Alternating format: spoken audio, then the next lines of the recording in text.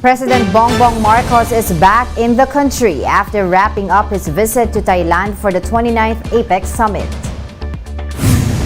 Good news for motorists, oil prices are set to roll back next week. And in sports, Gilas Pilipinas improves its standing in the FIBA World Rankings after back-to-back wins in the fifth window.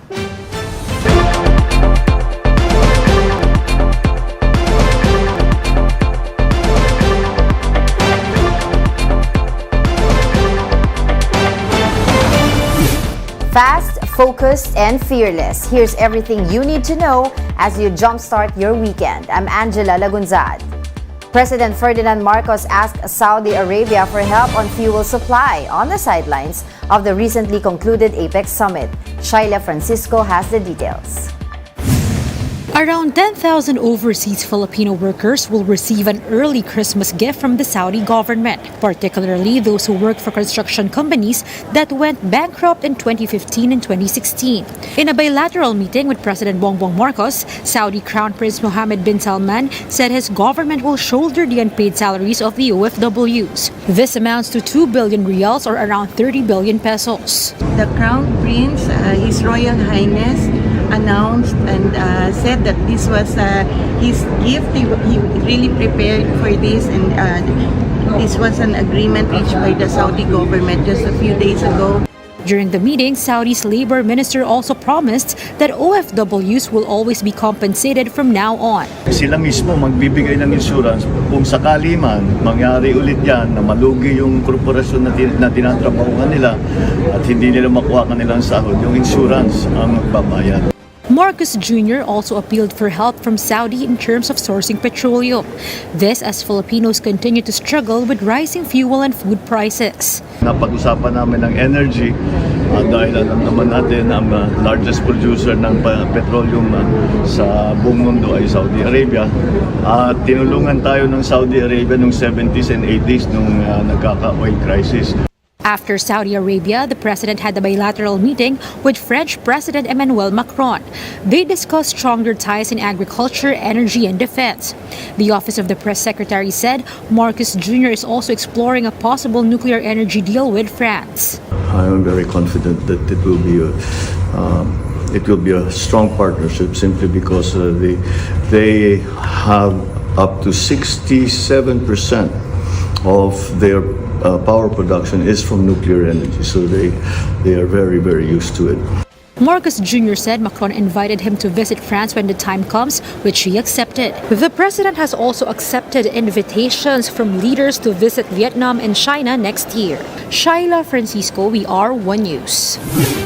Meanwhile, Apec members have issued a joint statement saying most of them condemn the Ukraine invasion. In the declaration, the member states said they deplore in the strongest terms Russia's aggression.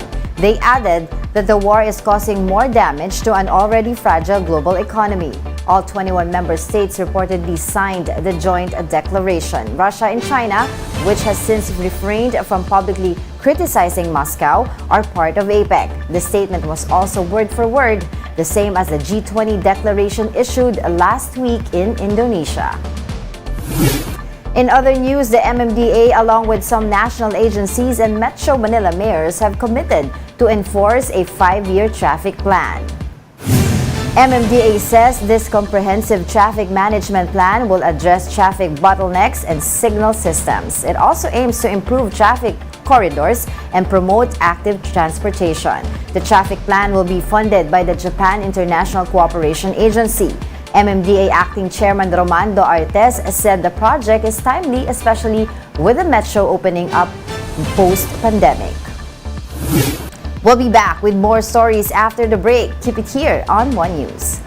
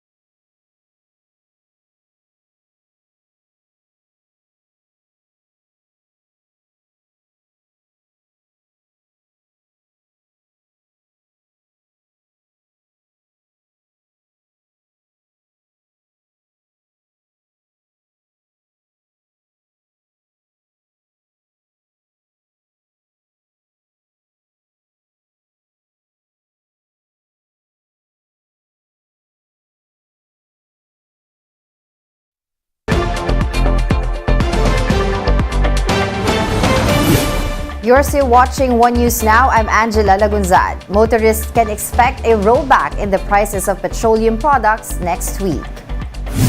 Unioil projects that diesel prices would go down by up to 2 pesos and 30 centavos per liter. Gasoline prices are likewise expected to be slashed by up to 90 centavos per liter. Oil firms will announce on Monday the official price adjustments, which will take effect the following day.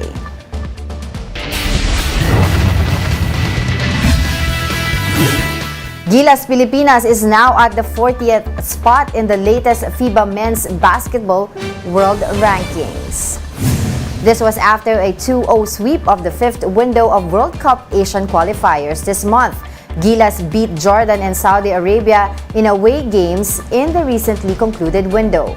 Meanwhile, Spain overtook USA in the top spot, a rank held by America for over 12 years. And those are the top stories of the hour. Join us later at 9 in the morning as we continue to monitor the day's biggest stories. You can also catch One News on the Signal Play app. Register for a free account now at www.signalplay.com and stream One News live anytime, anywhere. I'm Angela Lagunzad. We are One News.